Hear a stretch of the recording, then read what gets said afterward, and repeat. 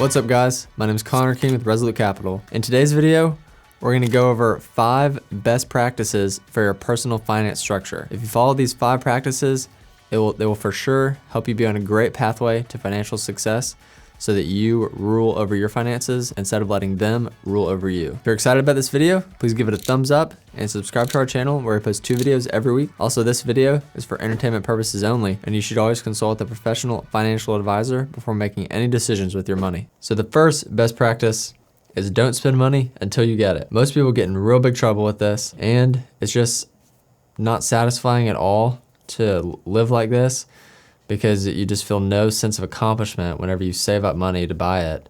If throughout the process while you're saving, you just go ahead and get it before you save and then finance it. And so if you can just stick to this habit, then it'll do you so well. And so whenever you're saving up for something that you really want, only buy it once you have the money.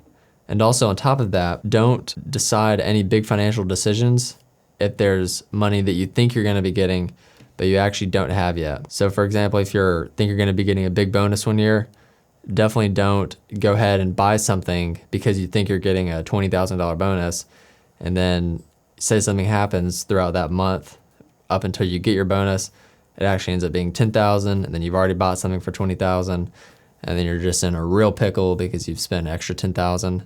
And so if you just stick to this habit of only spending money once you actually have it in your account, it'll be great. All right, best practice number 2 is to live on less than you make. And this sounds obvious, and it sounds like, oh duh, everyone should do that. But back to the point that I just said, even if you follow that point, you still need to follow this point as well. Because even if you only spend money once you get it, if you're spending all of the money once you get it, then you'll always be behind and you'll never be able to make any headway in your financial life. You'll never be able to invest, you'll never be able to save any money.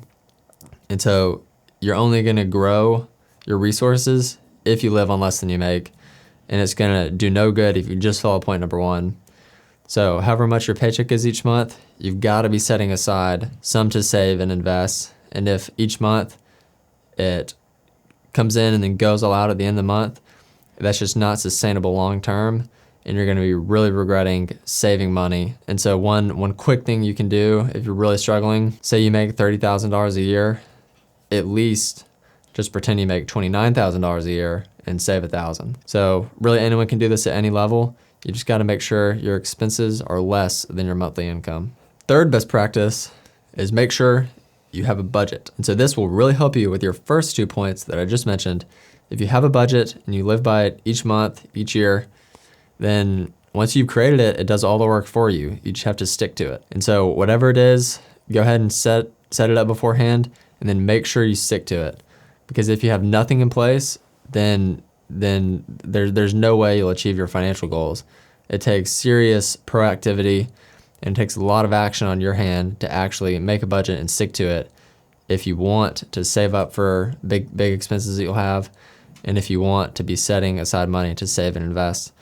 And so definitely the easiest way to set yourself up for good financial success is to live on a budget. All right, so best practice number 4 is once you do have money saved up, don't spend it all on an asset that depreciates. And so 2 classic examples of this scenario are a car that depreciates and a house that typically appreciates.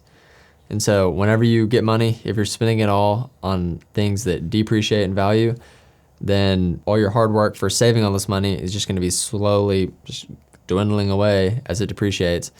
But even if you can get a few things that you spend money on that appreciate, you'll really be thanking yourself later, because that money isn't just going away instantly, but you still have it. It's just held within a different asset instead of cash. Finally, the 5th best practice is you've got to be disciplined and invest 15% of your income. So first off, even investing 1% is better than none, but the goal that is just great to strive for is 15%.